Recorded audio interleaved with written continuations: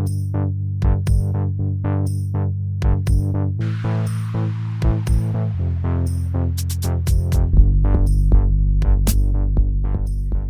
and welcome to Behind the Mic.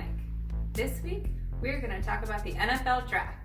The biggest thing about this upcoming draft is going to be if Kyler Murray goes number 1 overall. It's Kyler, not Tyler. It's Kyler, not Tyler. The biggest thing about this upcoming draft is going to be if Kyler goes number 1 overall to the Cardinals. All signs right now are pointing to that happening, and honestly, I bet people would be shocked if that didn't happen. There have been some questions about his size, but there's definitely not any questions about his his athletic ability. There are definitely no questions about his athleticism and playmaking ability. As far as the next few picks of the draft, it seems like it's going to be some type of order of Nick Bosa, Quinnen Williams, and Josh Allen. Again, all of this could definitely change if there was a team that wanted to move up and take another possible player, such as a QB. But in my opinion, I would probably say Nick Bosa is going to go number 2, with Quinnen Williams, followed by Josh Allen. In talks of teams that could trade up, there are some that are looking for a QB. The top 3 choices of these would probably be Daniel Jones out of Duke, Drew Lock out of Missouri, and Dwayne Haskins out of Ohio State. One interesting thing that could potentially happen with the Giants is most assume that Eli Manning will be out of there fairly soon, and they will be looking for a new QB. If the Cardinals do decide to go with Murray as the number 1 pick, they could potentially move on from Josh Rosen, and the Giants could be a potential landing spot. And the Giants could be a potential landing spot. If not, I would definitely look for the Giants to take a QB at 6. Now, they do have another pick in the first round at 17, but I think they would much rather take a QB and secure that instead of leaving it to fate and hoping that there's still one around in the next pick. Now, here we're going to get to my favorite team, the Redskins, the Atlanta Falcons. They have the 14th pick of this draft, and there are multiple different ways it can go. Most people assume it's going to be a defensive tackle, either being Ed Oliver, Christian Wilkins, or Dustin Barnes. Dexter Lawrence. That was close.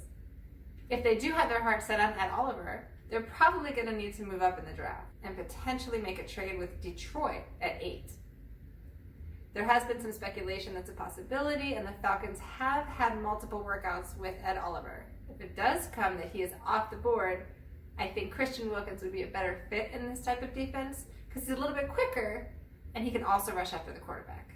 If for some reason they decide to do something different, what I would do is move back in the draft a little bit and gain more draft picks.